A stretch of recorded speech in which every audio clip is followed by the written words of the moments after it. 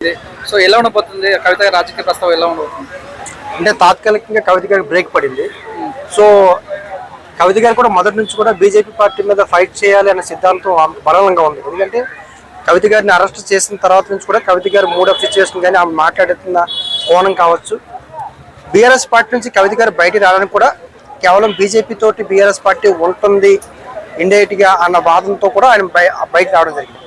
So ఈ కేసులో కనుక మనం లిక్కర్ కేసు కనుక ప్రధానంగా చూస్తే మొత్తం 24 మందికి ఢిల్లీ కోర్టు, సిబిఐకే కోర్టు సరైన ఎవిడెన్స్ లేదు, మీరు ఎందుకు ఒత్తిడి తీసుకొస్తున్నారని కూడా సిబిఐకి వార్నింగ్ ఇచ్చారు.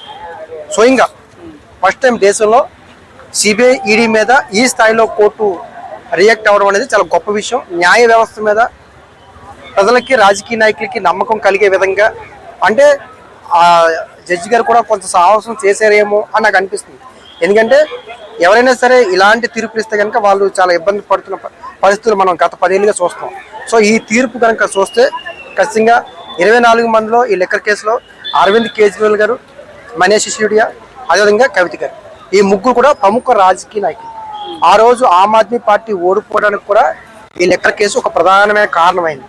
సో ఆ రోజు అరవింద్ కేజ్రీవాల్ గారు, మనీష్ ఉప ముఖ్యమంత్రి కూడా అంటే 5 నెలలు జైల్లో ఉన్నారు. అరవింద్ కేజ్రీవాల్ గారు కూడా సుమారుగా 5 నెలలు 50 రోజులు జైల్లో ఉన్నారు. సో ఆయన ముఖ్యమంత్రి పదవిని కూడా ఎప్పుడైతే ఈ యొక్క ఎలిగేషన్స్ వచ్చాయో ముఖ్యమంత్రి పదవిని కూడా ఆయన పక్కన పెట్టి వేరే మహిళలకు ఇచ్చి ఆయన ఈ యొక్క ఏవైతే విమర్శలకి బీజేపీ నాయకులు బలంగా రాజీనామా చేయమని ఒత్తిడి తీసుకొస్తే ఆయన రాజీనామా కూడా చేసి వేరే వ్యక్తులకి ఇచ్చి మహిళకి ఇచ్చి ఆయన ఈ జ్యుడిషియల్ ప్రొసీజర్లో వెళ్ళడం జరిగింది. సో అరవింద్ కేజ్రీవాల్ గారు నిన్న కన్నీళ్ళు పెట్టారు, కవిత గారు నేను కన్నీళ్ళు పెట్టలేదు.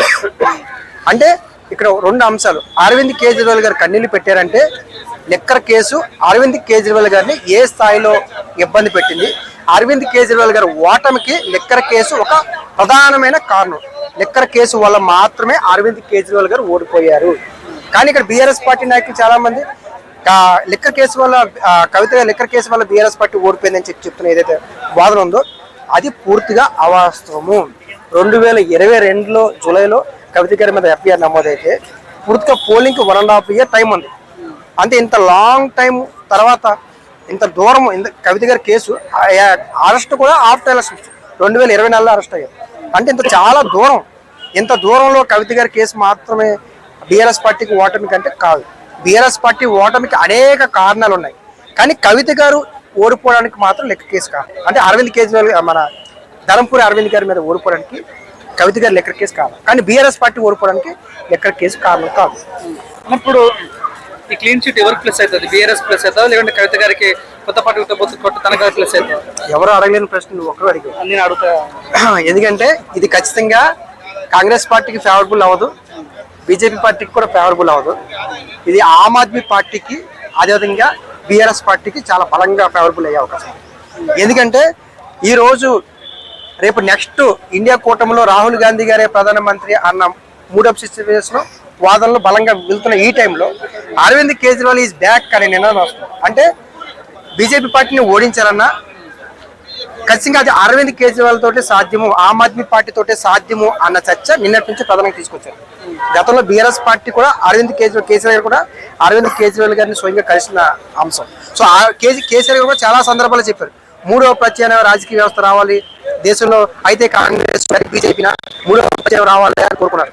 సో కాబట్టి ఖచ్చితంగా బీఆర్ఎస్ పార్టీ కూడా ఖచ్చితంగా